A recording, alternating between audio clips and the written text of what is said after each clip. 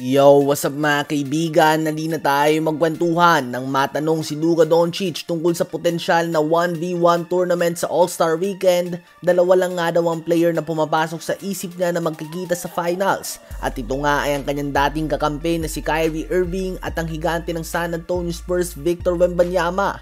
Kakaiba nga daw ang mga galaw ni Kyrie sa one-on-one habang si Wemby naman ay hindi mo ito magagawa ng puntos. Nabigyan nga tayo ng konting preview nito mga kaibigan sa All-Star Game noon. Ganun pa man kung makita man nga natin ang matchup na ito ay dapat may rules nga na patas. Dahil obviously kapag napunta na nga ang bola kay Wemby ay pwede niya lamang talikuran si Kyrie at tapos na ang laban. Maganda nga sana ay kung kailangan ni Kyrie Irving na makagawa ng 11 points, kay Wemby ay dapat makagawa siya ng 11 stops para naman patas ang labanan kung malaki din ang agwat sa timbang at tangkad. Halimbawa kahapon ay nakita na din natin nga ang matchup ni Giannis Antetokounmpo at SGA kung saan kinandado ni Giannis ang reigning MVP. Imagine kung matapos ito ay kay Giannis na ang bola. Obviously kakalabawin lang nga ito ni Giannis at tiyak nang walang magagawa si SGA o kahit na sinong guards dito. Maganda nga sana kung sa eliminations ay by height muna ang nakakategory ito.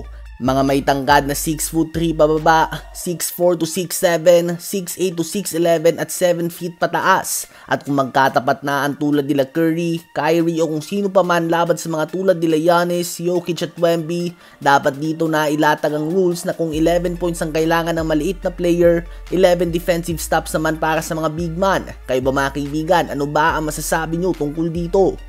Habang agad naman na nagpakita ng impact si Lonzo Ball sa game ng Cleveland Cavaliers at ng Detroit Pistons, sa konting playing time na 20 minutes, siya ay nagtala ng 9 points, 9 assists, 4 rebounds, and 3 blocks on 3 of 5 shooting sa field.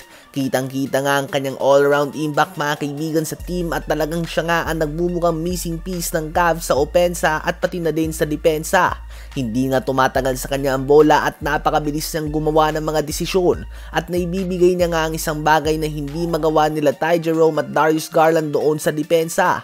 Kung kinakabahan man nga ang Cavs sa kanyang injuries, ay mukhang okay nang bigyan si Lonzo Ball ng 20 to 25 minutes na very productive in terms of playmaking, shooting at defending.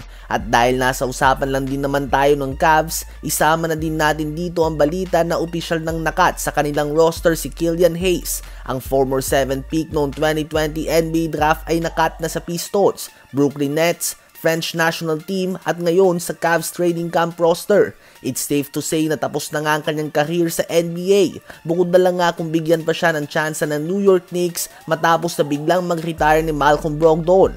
Ano ba ang masasabi nyo tungkol dito?